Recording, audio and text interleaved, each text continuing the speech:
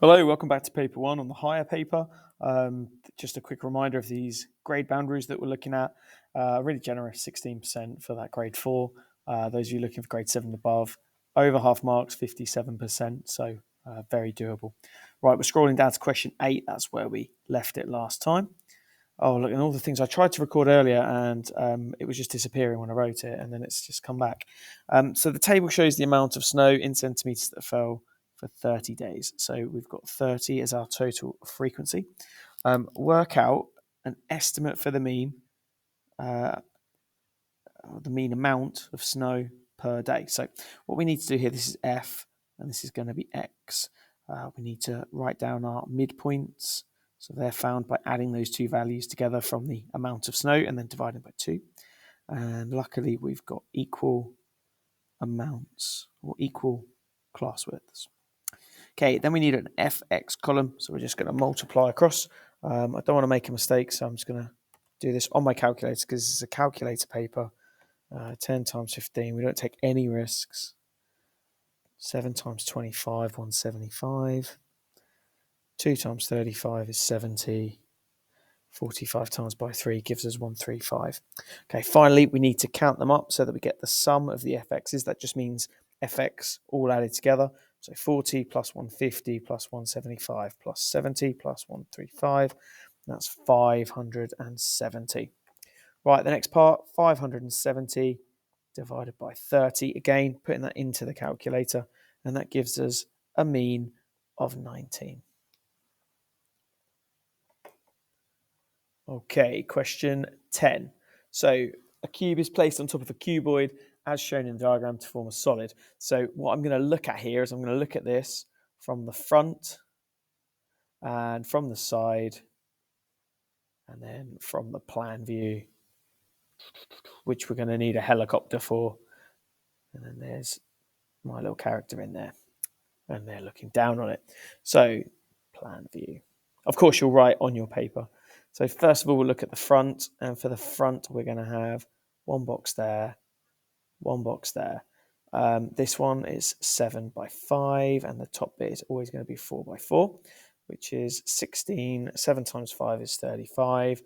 Add those two together. So that face is 51 centimeters cubed. And then we're going to times it by 2, which gives me 102 centimeters squared. I said cubed earlier, didn't I? Cubes on the screen. Sorry, centimeters squared. Right, for the side view, we again will have the 4 by 4, and then our base bit. Let me draw the diagram. This one's 4 by 4 again, which is 16. We've got 6 and 5. 6 for the base, 5 for the height, which is 30. That gives us 46 centimeters squared, and I'll multiply that by 2. 46 times by 2 is 92 centimeters squared. And then finally, the bird's eye view or the plan view. Now from there, although we're going to see this bit, that bit's irrelevant for us. So all I'm going to see down there is 7 by 6, and then this bit is all surface area as well. So 7 times by 6 is 42. I'm going to multiply that by 2 as well. Gives us 84. So because obviously there is also a base that we need to consider on the bottom. Then we simply add all 3 of those together. And that gives us 278 centimeters squared. Okay, hopefully that's okay. Right, on to question 10. Oh, cumulative frequency. Okay, so cumulative frequency, we are effectively saying that it's up to a certain point. So completing this table, and it's an easy mark. There's 10 there, and then it's saying everything up to 100. So we just add the next number. So 25, 25 plus 25 is 50. Then we add the 30, which gives us 80. Then we add the 5, which gives us 85. And then we add another 15, which gets us to 100. And that says 100 up there, so I'm happy with that. The table shows some information about the profit made each day at a cricket club. Blimey. Okay, so that's 100 days. There's a lot of money there. Right, on the grid, draw a cumulative frequency graph for this information. So on a cumulative frequency graph, we're plotting these at the ends of those groups. So 50 is where my first plot will go, and that goes at 10. At 100, that's going to go to 25, just in the middle there. 150 is going up to 50. 200 is 80. 250 is at 85. And then 300 is at 100. So we can just draw our line in. Very rare to see that kink. Normally they'll have that shape, but we've got that rare kink in it, and that's fine. Use your graph to find an estimate for the number of days on which the profit was less than £125. So £125 is just here at this line in the middle, and where it meets my graph is just one below into there. So that reads as each little square is 2. So that's at 38. And it wants to know less than 125. So my estimate will be 38 days because it's from here down to there. Use your graph to find an estimate for the interquartile range. And the interquartile range is going to be between 75 and 25, the percent positions. And this is out of 100. So it helps us out really nicely. My value is there. And actually, I'm going to estimate that it's on that line, and I'm drawing that line down, and it should just be onto that line. So that's 150, 175, 180, 185. So upper quartile 185, lower quartile, and you need to draw so many lines on this. You'll be doing it with a ruler, of course you will. I'm using the technology.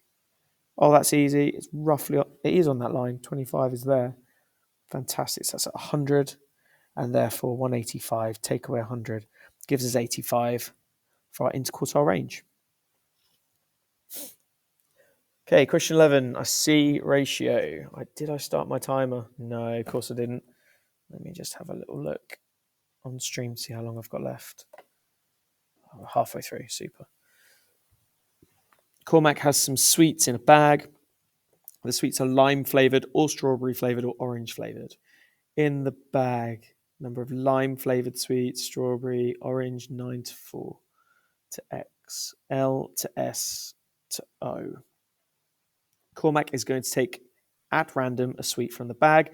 The probability that he takes a lime flavoured sweet is 3 out of 7. So at the moment, we've got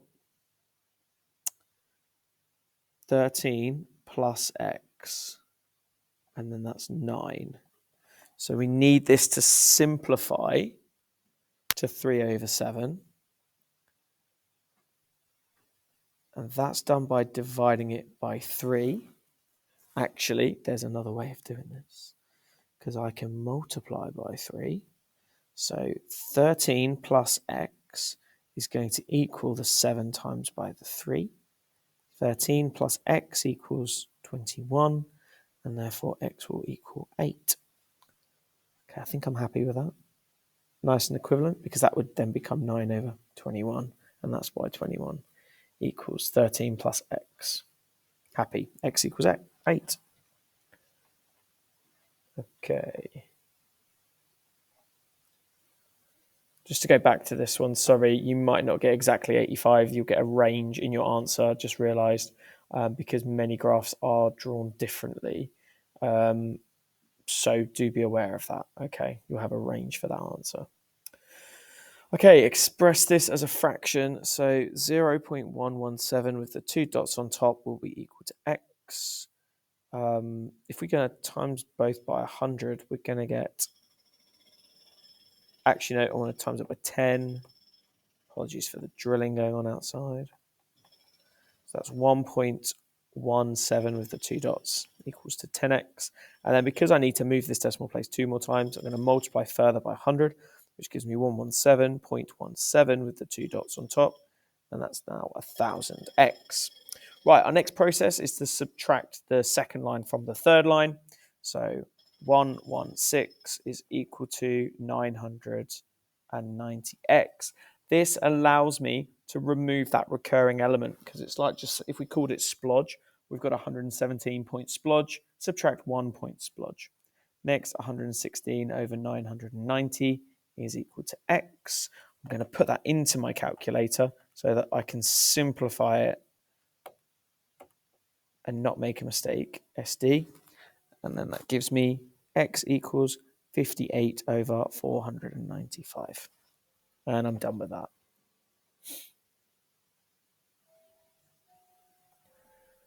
Right, question 13. Oh, wow.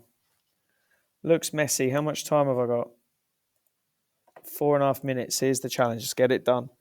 Show that the area of region A is equal to the area of region B and region C. Okay, right angle triangle is formed by the diameters of 3 semicircular regions A, B, and C. Okay, now we know that we've got Pythagoras on here. Oh, God, should we call... I don't like writing it like this, little ones. So C squared plus B squared is equal to A squared.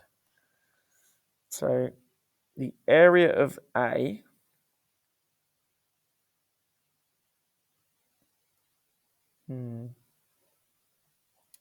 is going to be half of A pi r squared. So half of A squared times by pi, and then halved.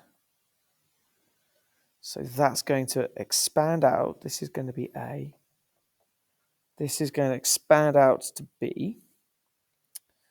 A quarter A squared times by a half pi, which then makes 1 over 8 pi A squared. Now for B, we've got a similar process.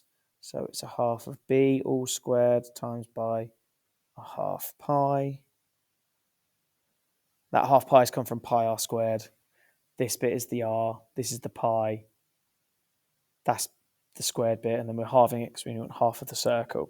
So that will give us a quarter b squared times by a half pi, which gives me 1/8 pi b squared. Same thing for C. Oh, I've got to write this all out. This is painful.